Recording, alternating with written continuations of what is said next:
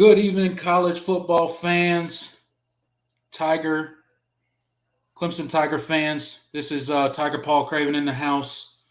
Welcome to the Clemson pregame show. I am your host, Tiger Paul Craven. In just a minute, I will be joined by my co-host. But before we get to my co-host tonight, I have a few announcements for the Voice of College Football Clemson channel and what will be to come here this fall. First and foremost, myself and my co-host will be doing a pregame show every week, just like this one, where we will break down the Clemson matchup. We will break down storylines going into the game, injuries, any sort of significant news about the game. We will break it down. We will hopefully interact with the comment section.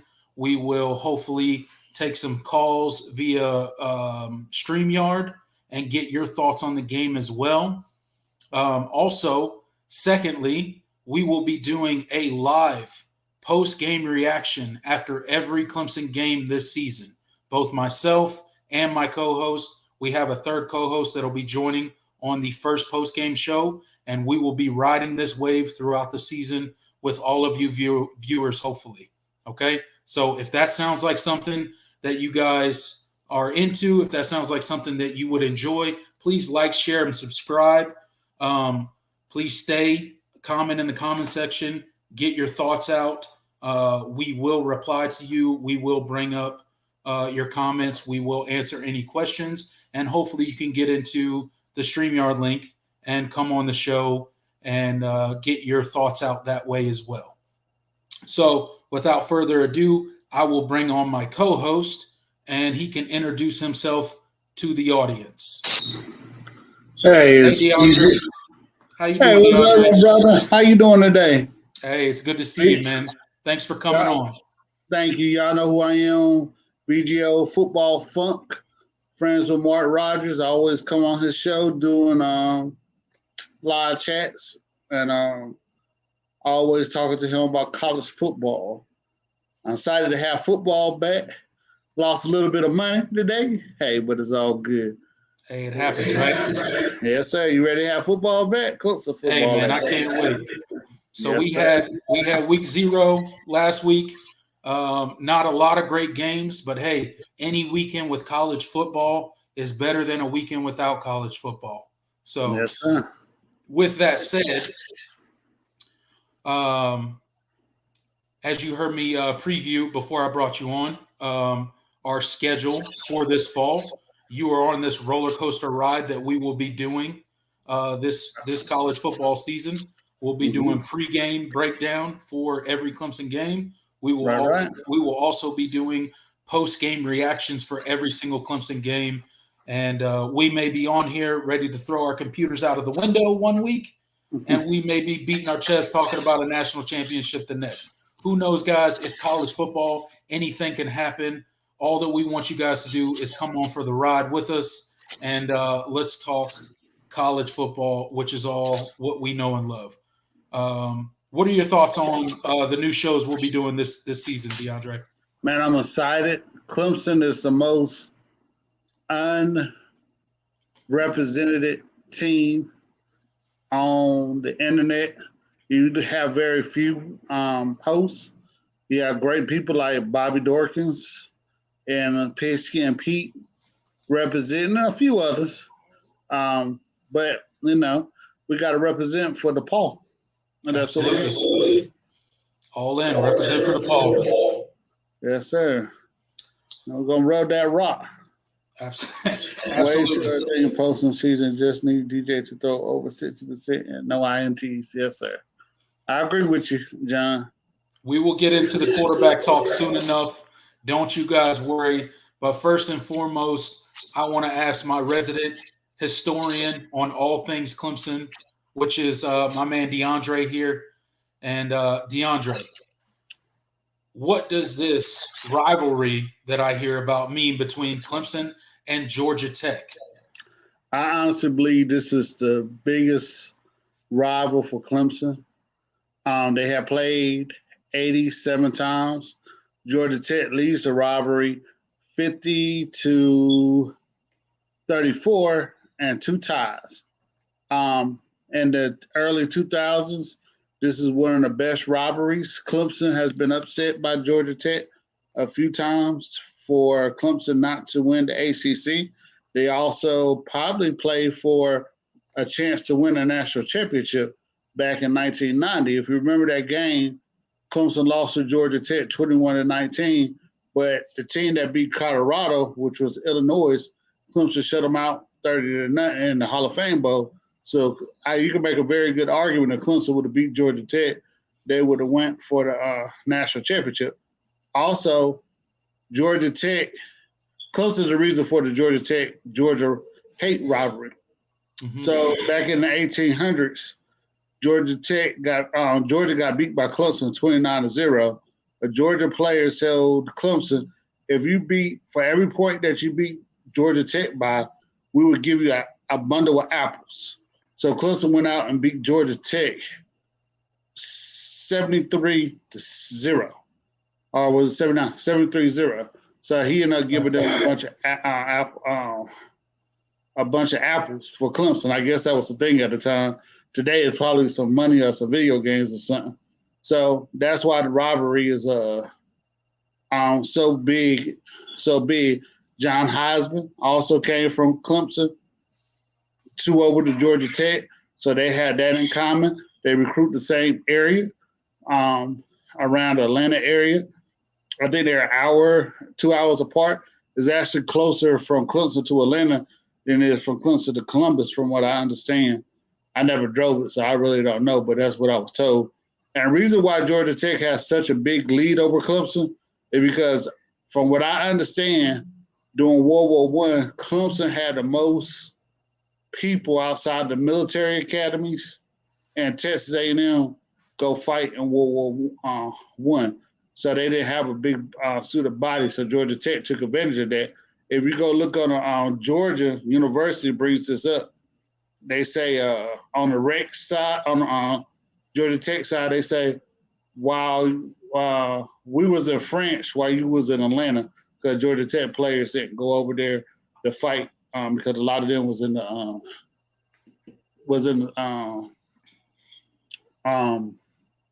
War I. Now, one thing that does shock me, there have been some great players in this history, and there's no Heisman winners on either side. Joe Hamilton out of Georgia Tech, Woody Dantzler, Calvin Johnson, Hawkins, C.J. Spiller, that game that we lost the game in 2009. Think about what he did against Georgia Tech in the ACC championship game. So this rivalry goes back and has always been close. Georgia Tech, outside of Pitt and Florida State, are the only two, is one of the three that have a winning record versus Clemson in the ACC. So that rivalry is a lot, especially for recruiting. Well, that's it for the history part of it. All right, good stuff, man. So that's the history per DeAndre on the Clemson-Georgia Tech rivalry.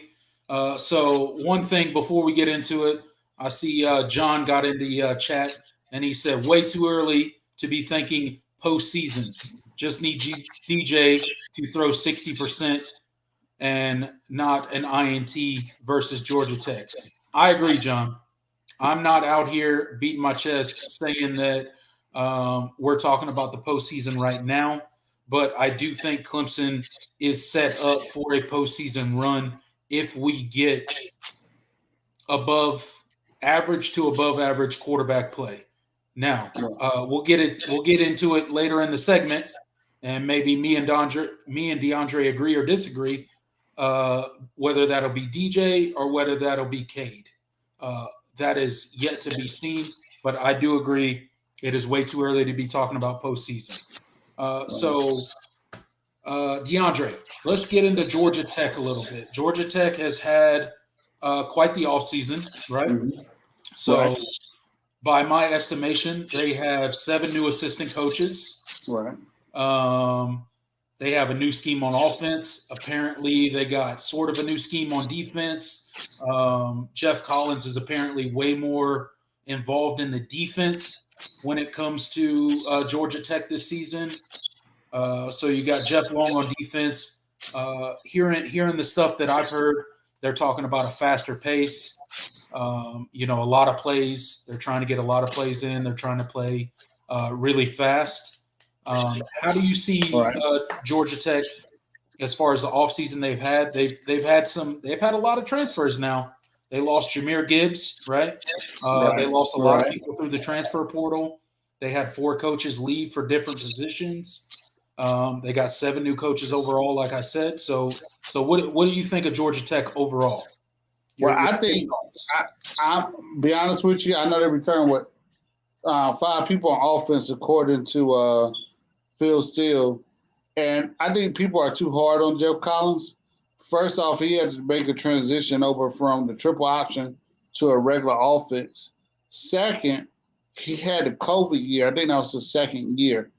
Third, Jeff Sims, the quarterback, he's been hurt off and on, and I don't think they had a chance to let them develop yet. So I think they really need to give Collins a chance to develop his team.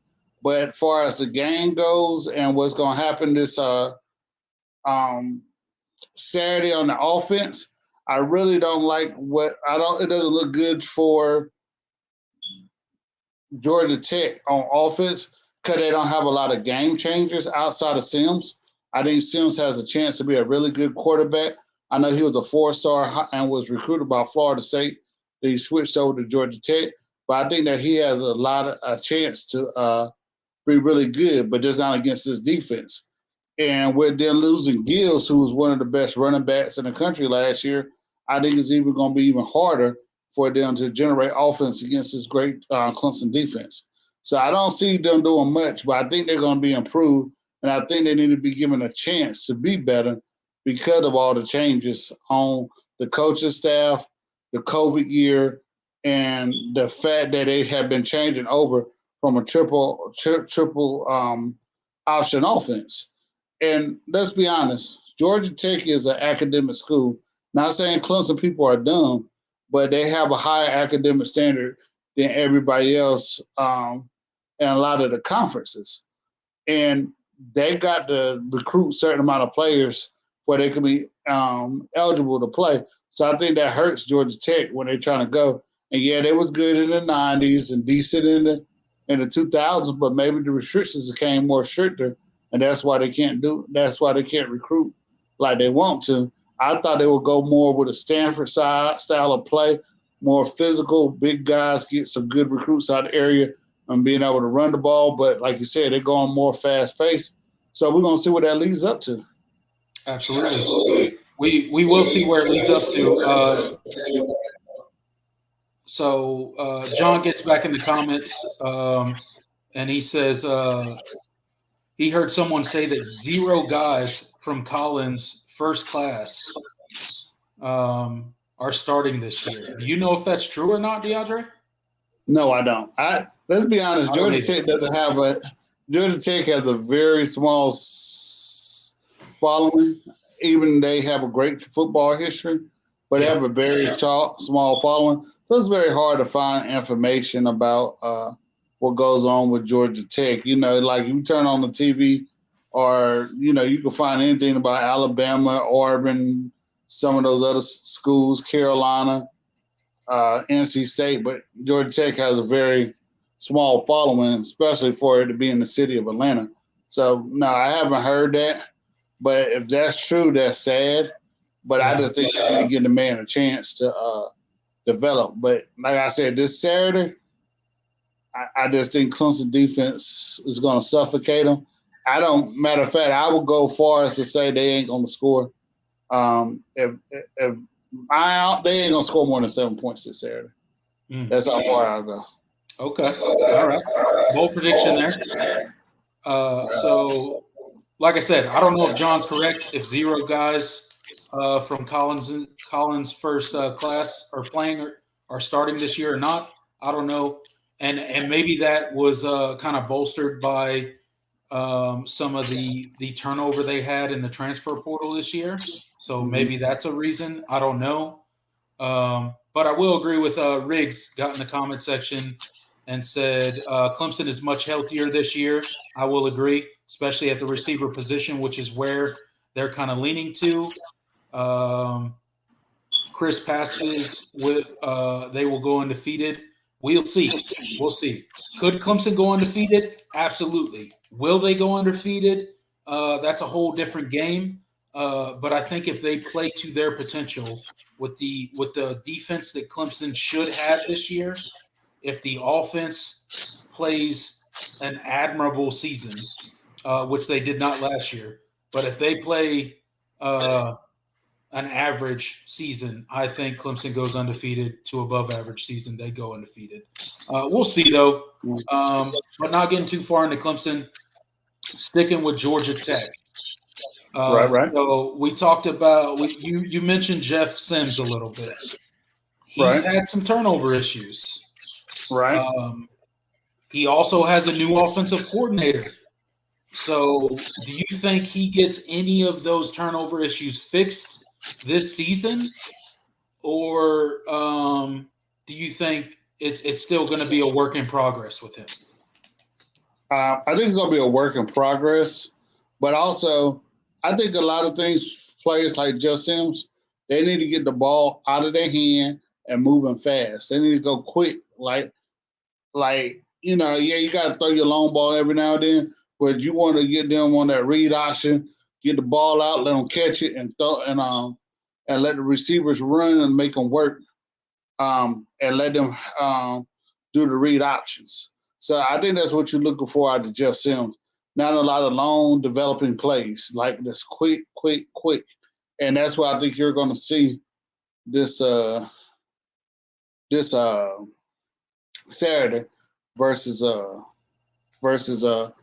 Clemson. That's what I think that's what you're going to see. Yeah, so I think it's interesting that you say that. Clemson has an absolute elite defensive line coming back. We'll get it more into that later, but just know if you're on this channel, you probably already do know, but Clemson has an absolute elite defensive line coming back. I do think that they scheme it up to where the ball gets out of Jeff Sims' hands very quickly. I heard that Jeff Long wants to utilize the tight ends a little bit more. He wants to run the quick game. So we'll see how that fares for them. Again, I'm kind of with you, DeAndre. I don't think a lot of points will be scored from Georgia Tech in this game. Reason being, I think we are absolutely lights out on the defensive line.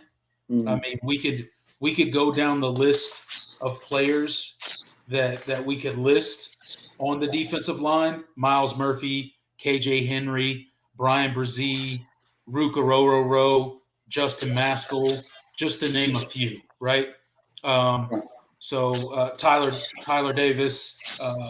It's like there's an embarrassment of riches on the defensive line for Clemson this season. And I heard an interview from Sweeney today, and he harkens it back to the 2014 Clemson defensive line when they had all that depth. Now, they didn't get the job done, but they did have similar depth that we do have this season. Well, excuse me for 1 second before we move on to Clemson. Let's talk about the issues that Georgia Tech gave Clemson last year on defense. Okay. Yeah. I was getting off topic, so thank you for getting me back on. Yeah, let's get back to Georgia Tech on the defensive side of the ball. So yeah, we talked about them. We talked about them losing Jahmyr Gibbs. We talked about them not returning very many starters on the offense. Offensive line could be an issue, especially against that Clemson front. But with all that said, Jahmyr Gibbs is an exceptional athlete. He is a playmaker, and he can be a problem. So we'll see how that works out. But we'll move on to the defensive side of the ball. What's your thoughts on Georgia Tech's defense? They gave Clemson a lot of trouble last season, It was a knockdown, drag-out game. There was a lightning delay. There was all sorts of things going into that game last season, and that's when me as a Clemson fan, that's when I kind of realized, like, Clemson's in trouble. The Georgia Tech game really did that for me. I don't know if it did it for you, but the Georgia Tech game really did that for me, as far as knowing that, okay, Clemson's offense isn't just going to figure it out. We're going to have problems all season. Right. And I think I said this before to you. The 3-3-5, which you saw Georgia Tech run, which Tony Elliott said you ain't never seen them run at all last year or any time. 3-3-5 gives Clemson trouble for some reason. And if we go back to North Carolina State game, Clemson offensive line was allowing DJ to get sacked on 3-man rushes. And you also saw some of that on Georgia Tech. I don't think they got any sacks, but you also saw that with Georgia. So my question is, they only return 3 players on their defense. So what are they going to come out with and try to confuse DJ with? And will Clemson's running game being the way that it is and our improvements along the offensive line, can we bring teams like Georgia Tech out of that 3 across safety look to make the safeties come down and open it up for the deep pass? That's what I'm looking for versus Georgia Tech with Clemson's offense, because Georgia Tech gave us a lot of problems. If we go back and look at the game from last year, DJ started off 5-5. And then all of a sudden they had like a penalty, and then he went downhill from there. And that's why I think he lost a lot of that weight, because of the I think he was out of stamina along the game. But I just looking for what Georgia Tech is going to do versus Georgia Tech on defense, and what Georgia Tech is going to come out with. Because that kind of killed us last year in that game. That they went to that 3-3-5, and we just struggled with it.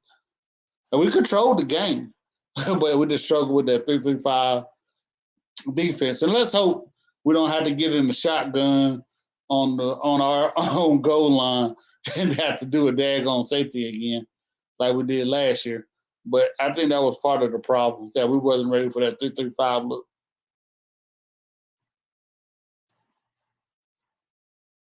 So that's why I'm interested in seeing what they going to come out with. Yeah, so I agree.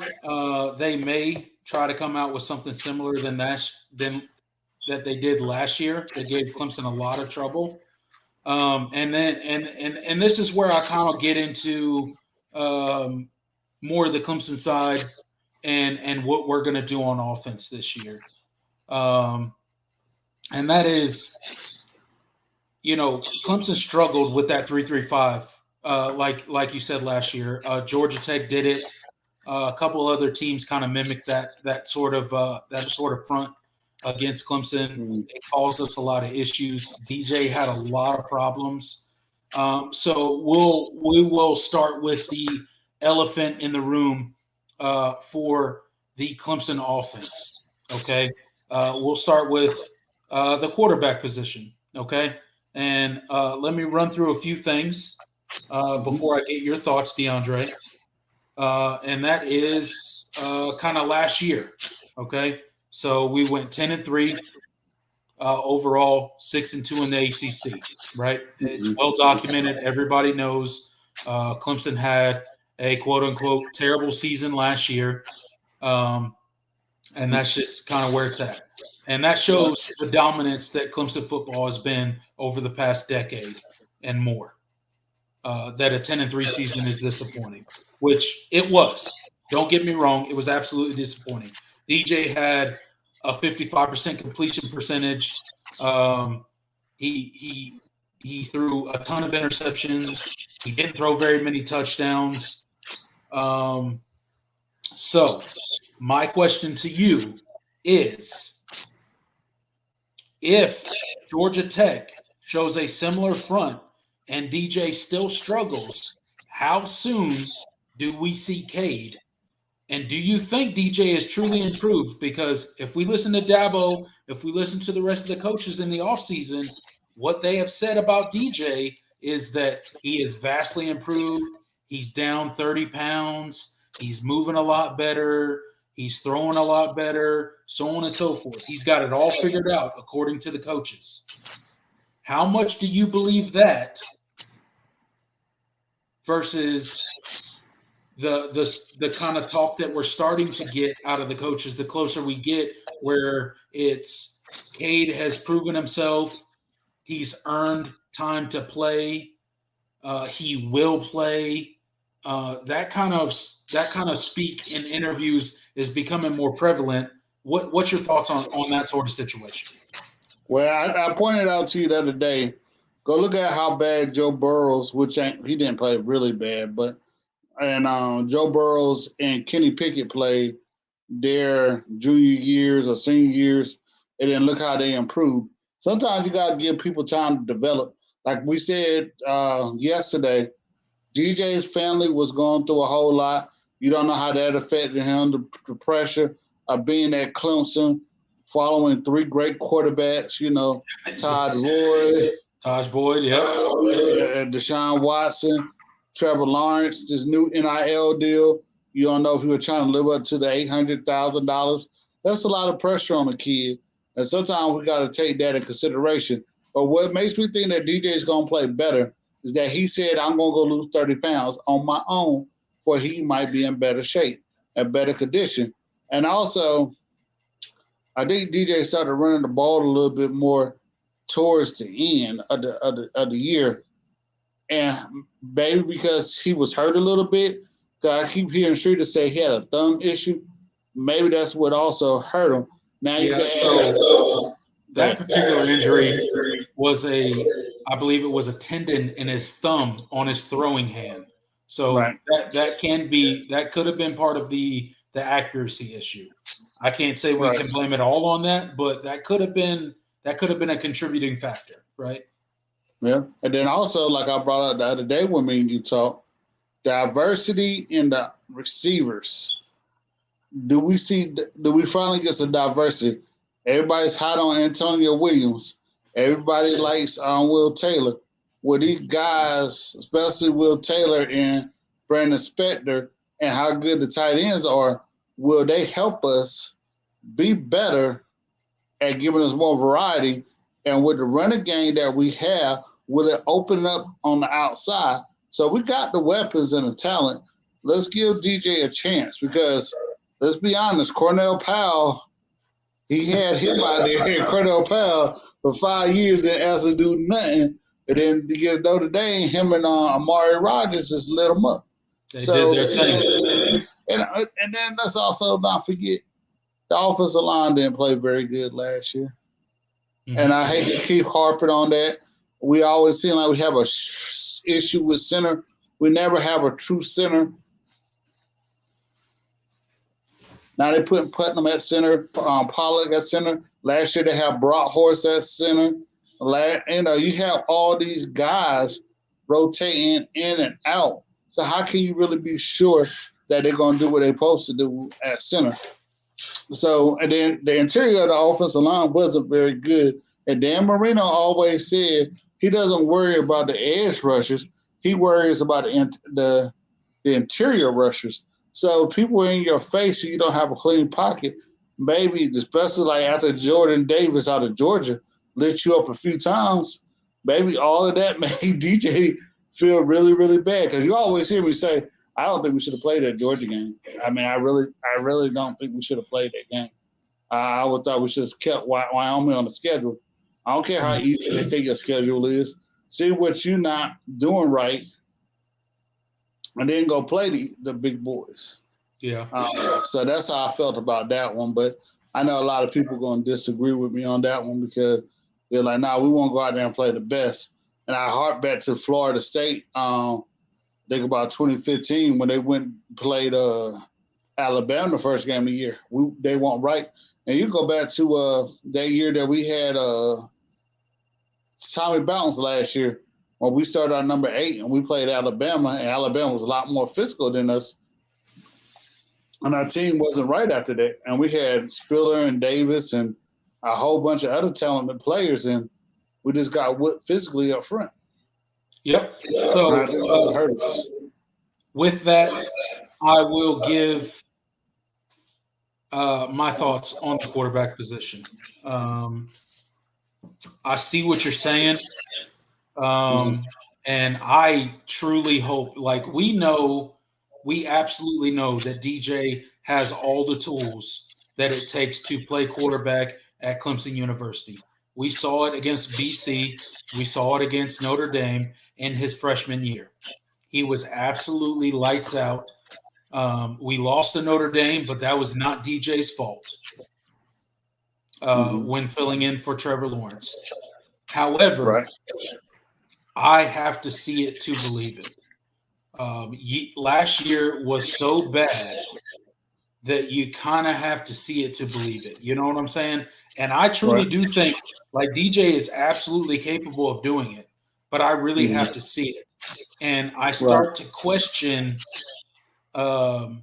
his ability to handle the pressure that it takes to be a Clemson quarterback, the pressure that it takes to be a Taj Boyd, a Deshaun Watson, a Trevor Lawrence. Those dudes went through an immense amount of pressure, right?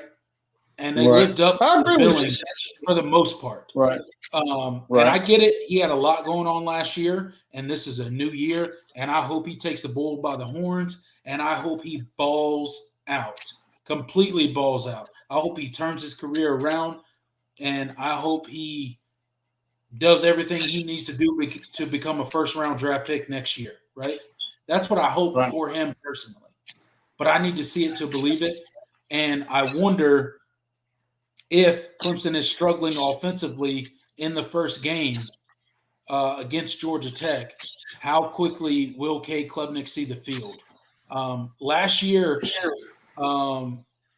DJ had a long leash, and he had a long leash because Clemson didn't have another option. To put it plain and simple, Clemson did not have anything outside of DJ for quarterback. That's not the case this year. So he is going to have to play to the standard that Clemson is used to for quarterbacks. And I realize, I'll be the first to admit, last year we were bad at receiver. We were dropping balls. We had the same body type. A lot of receivers couldn't get open. We were hamstrung by injuries. The O-line was terrible. I mean, he got absolutely obliterated in that Georgia game. So I acknowledge all that. And I am so excited to see the Clemson offense in this first game this season. I am so excited to see the play out of the offensive line.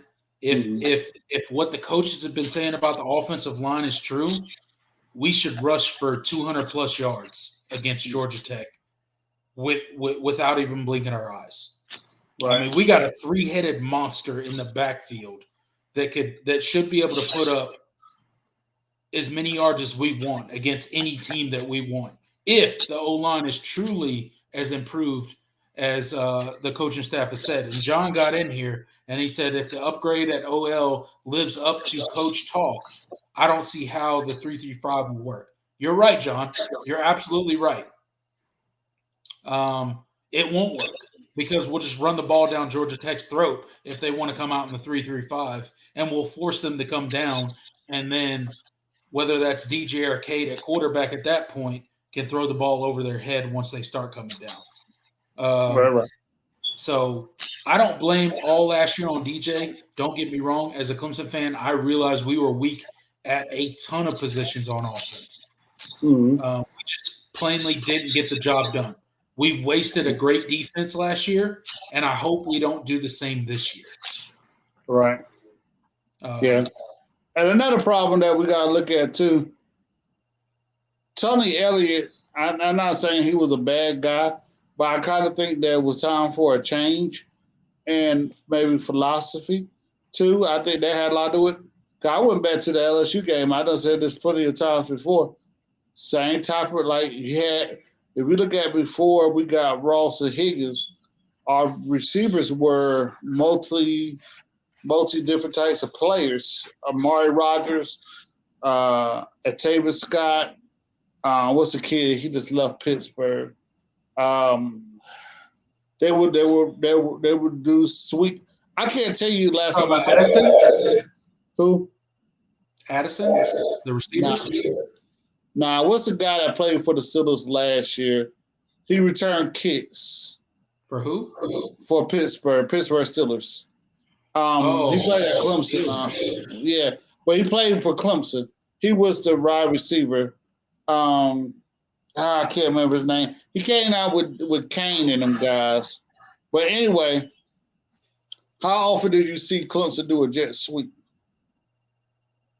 last year? And those are the type of plays I'll be talking about, like those fast jet sweep type plays and stuff like that. The Mari Rogers, Taylor Scott used to do them. What is the guy that played with Clemson?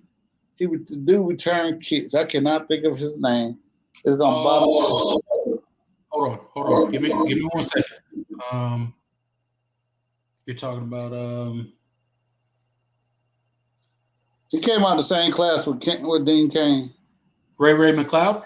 Ray McLeod. So think about how those receivers were different. The Clemson didn't have that. And then you didn't have a Tyler Winfro who was a quick twitch guy. So we finally, I know Dabo Swinney's son didn't do very well throughout his career, but look at him when we started putting them in. We had a different variety of receivers. I just think that we're going to do good. E.J. Williams was hurt. I mean, the guy that stayed hurt, Frank Latzo, oh my God. It's like they stay hurt too. I mean, it's like we wish Tyler Winfro would come back and play. We just didn't have it. Yeah, so I don't know if you see the comment section there, DeAndre, but Bad Loafer got in and said, imagine a win-loss record with an average defense. Clemson, I don't think Clemson gets to a bowl game with an average defense last year. Right.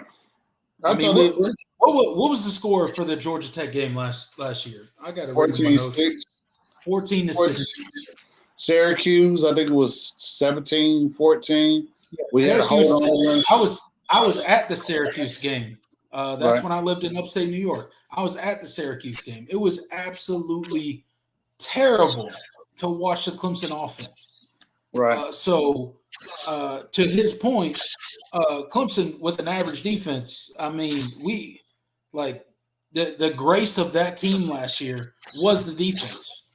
The offense should be thanking their lucky stars that they won any game. And also, we got to get rid of these penalties too. Go back to the North Carolina State game. He's gone now. Spector hit the quarterback in the head, and the last touchdown before overtime that NC State scored on was because of a penalty done by Spector on a quarterback. We had 13 penalties in that game versus NC State that helped NC State win. I know NC State players will come back and say, well, you know, our kicker missed 3 field goals, but we was also missing like Breezy. We were missing Tyler Davis.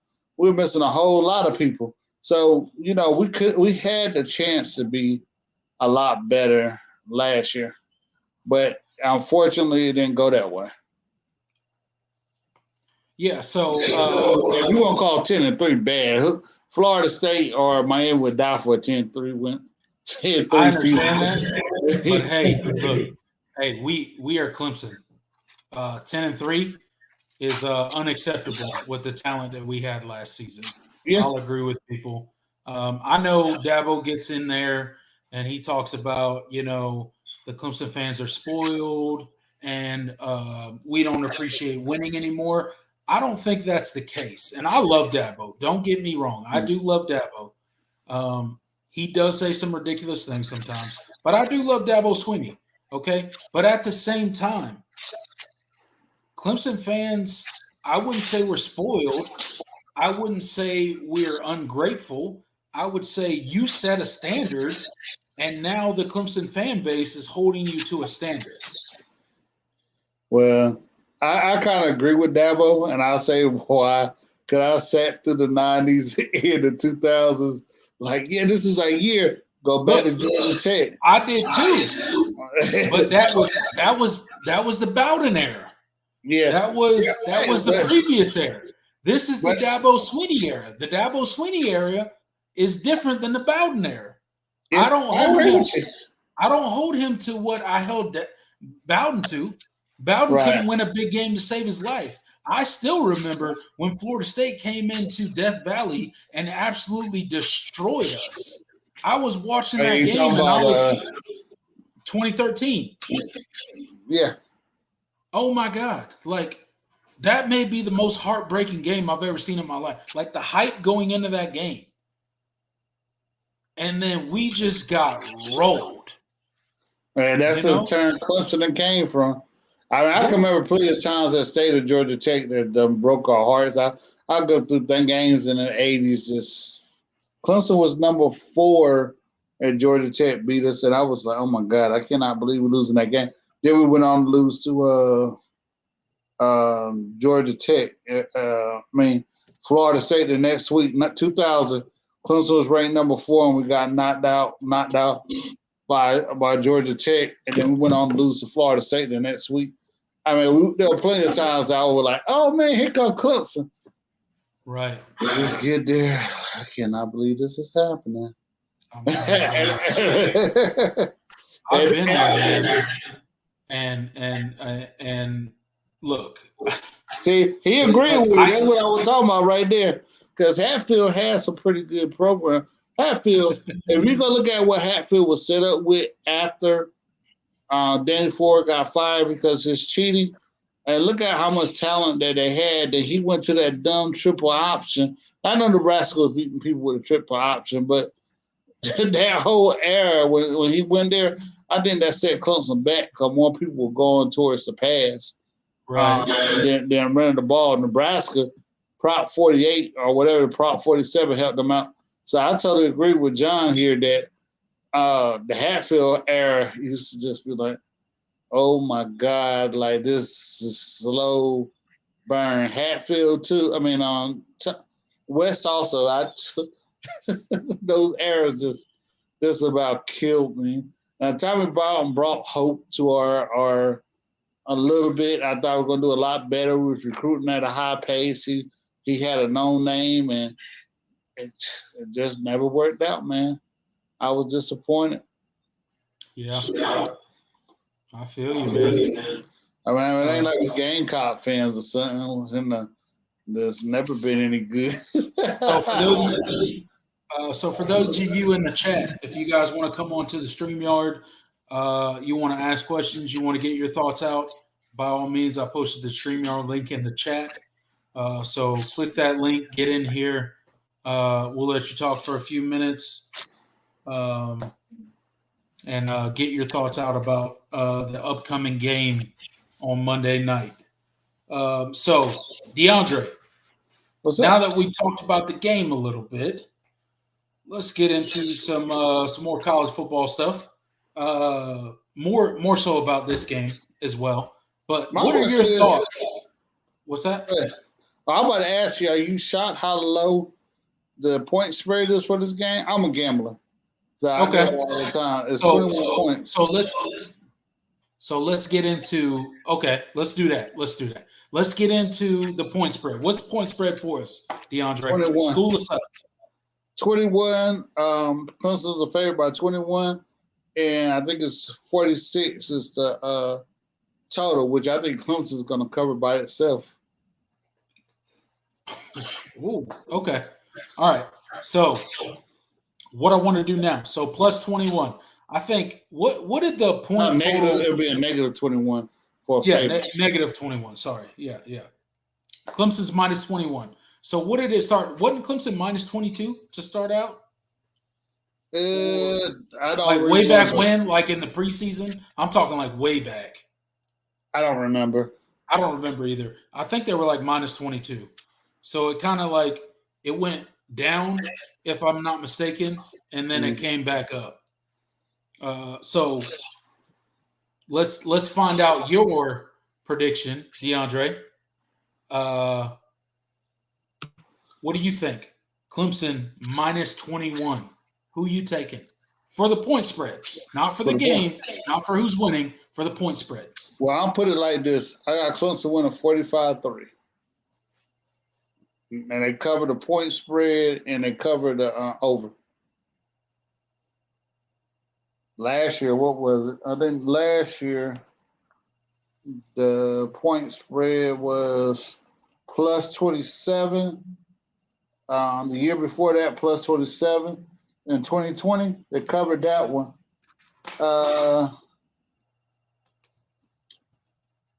2019, they didn't cover that one up, plus 37. I think that Paul Johnson was still there at that time. I think he was. And 2018, it was plus 16. And then let me see what it was 2017, it was plus 14. And you know what? I saw another interesting stat. You know, he said he wanted me to tell you why Clemson's going to win. Clemson's just better. Let's just be honest. Clemson is a better. My boy, Bad Lawfer. Yeah, Clemson is better than Clemson's just better than Georgia Tech. Let's just be honest about it. And I think you're going to see a big improvement out of DJ. I'm sorry, I'm just not against DJ. I'm not one of those people. He had a bad year last year. I just think he had a lot going on, and he went back and rededicated himself. Just look at his body type. Clemson's going to absolutely roll Georgia Tech. And even if they don't cover 21 points, it's not going to be a close game. Clemson's going to control the game throughout. The Clemson offense is just that good. So, DeAndre, before we get too far into this show, we're sitting at about 50 minutes right now. So let's go and give our predictions for the game. I don't know if you have a score prediction in mind. I don't know if you have a point total that Clemson wins by in mind. But I will give mine. Clemson is way better than Georgia Tech. Clemson's defense is absolutely elite. I don't think that Georgia Tech scores more than. I mean, honestly, if they score a touchdown, that'll be an accomplishment. So I think Clemson wins by 17 points at a minimum. I think they're going to come out hot and ready, and I think those slot receivers is going to light Georgia Tech over. I think it's going to look kind of ugly the first quarter, and then they're going to snap out of it in the second quarter and just go off.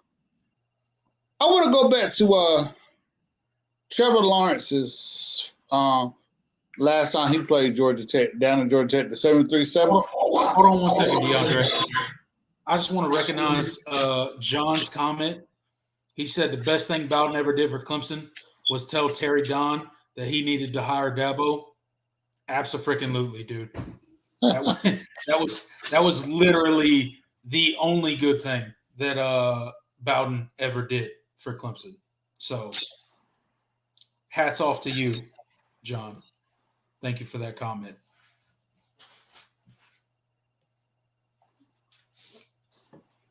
That's crazy. I need one score to win the rest of my bets. Go keep that. I'm sorry. I'm sorry. I'm a gambler at heart. Come on, DeAndre. Stop being a degenerate, okay? We're having a serious show right now. Get your life together. But yeah. I'm sorry. What was the question again? No, I was just highlighting John's comment. He said that the best thing Bowden ever did for Clemson was tell Terry Don that he needed to hire Dabo. And we all know Dabo was a businessman. He was selling with insurance before he came to Clemson. He brought up a structure. He got the structure. He hired Chad Morrissey. and he hired Brett Venables, and they worked on it and they developed it together, and that was the best thing that he ever did. He's right, but Bowden didn't have the vision to take it home nope. like Dabo did. Dabo had the vision for Clemson of becoming the dominance in college football that Clemson is right now. Let me ask you a question. Okay, go ahead. Okay, so this is gonna sound kind of crazy. If Rich Rod didn't leave Dabo and didn't leave Bowden, what would have happened? You don't think that it would have turned out to be the same way? Because Rich Rod is the one that designed the read option, the read off the defensive end. So you don't think that with his type of philosophy that he wouldn't have changed it? You don't think Rich Rod would have helped out if he would have stayed? No. Okay. I think you can't discount a visionary like Dabo, right? Right. So there's certain people out there. Now, is Rich Rod probably more knowledgeable or can break down X's and O's, better than Dabo? Maybe. I don't know. But as far as a leader, as far as building a program, as far as getting people to buy in on a vision, right, I think Dabo is unmatched. Oh, yeah. I'll give you that. So regardless of the X's and O's side of it, I'll take Dabo any day of the week because he literally took a program, and it's not like Clemson didn't have any history. So he didn't take, some dead program that's never done anything in football. Right. But he did take a very dormant program that had done a little bit in football and make it to the prominence of college football that it is now. Right. I mean, all you got to do is see the Paul, and everybody knows what it means in college football now. They're pulling kids from California, from Texas, from anywhere in the United States that they want to pull kids from. Man, when Daddy Ford was running, they were pulling it back then too, so and that dog came out. That was a different day. Let's not go through that. That was a different day. Balfour did say he did get facilities started. That's true to an extent, but I remember way back when or I say way back when, it's not that far back, but when CJ Spiller was having his pro day and we didn't have an indoor. And that's kind of the reason we got an indoor. Right. So he did get look, don't get me wrong. Bowden got a lot of things started at Clemson. He did get the ball rolling. But Clemson is a product of Dabo Swinney, and I'll take that to my grave. They are at this point. There's no doubting it. I don't know if they meant for the whole weekend, or they just meant for the Clemson Georgia Tech game, or they're talking about Oregon and Georgia. But they said that this game is bringing in $2 billion. Yeah. What game? The Clemson Georgia Tech game? Yep. To Atlanta's market. That's what they said of bringing in. What? Well, like I said, I'm not sure they mean the Georgia-Oregon game the night before and Clemson versus Georgia Tech. But Clemson sold 42,000 tickets for the game down at So I'm not sure what they meant. I can't remember the whole article. Thanks for reminding me of that, DeAndre. That's something that I wanted to get into. So I think there's going to be a sea of orange in the Mercedes-Benz Stadium. And what's this deal about them curtaining off the upper decks? What's up with that? Oh, I haven't heard that. Yeah, so apparently they draped off the upper decks. They didn't sell those tickets. I don't know what's up with that, but it's basically it should be a Georgia Tech home game, but I think it'll be maybe like 80-20 Clemson. What do you think? Oh yeah, it's going. They just said it sold 42,000.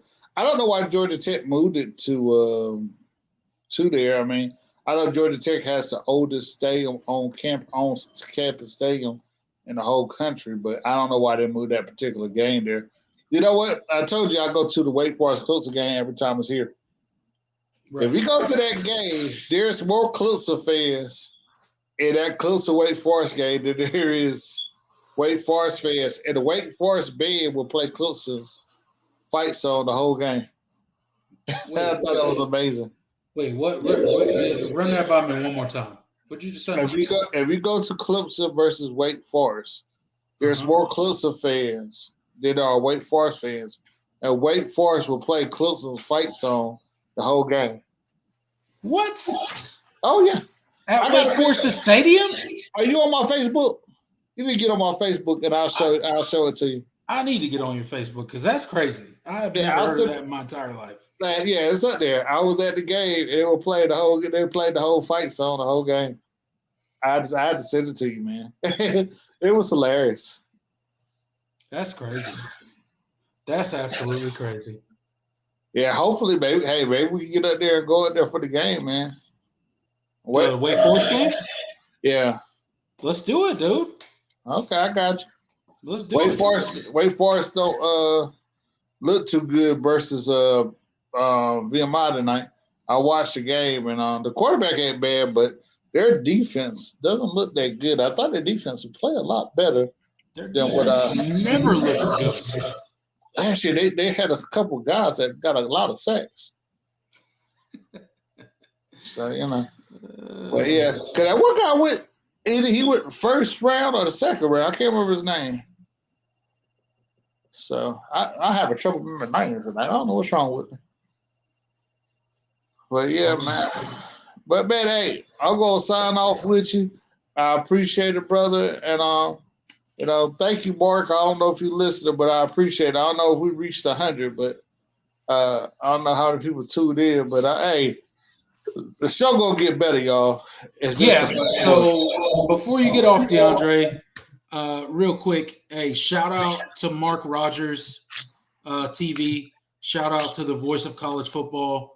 Me and DeAndre and Smitty want to thank you for this opportunity for doing the Clemson pregame and postgame content on the Voice of College Football Clemson channel this season. Hey, you guys out there in the comment section, look for more content. This show will get better. We want you guys to come on to our show.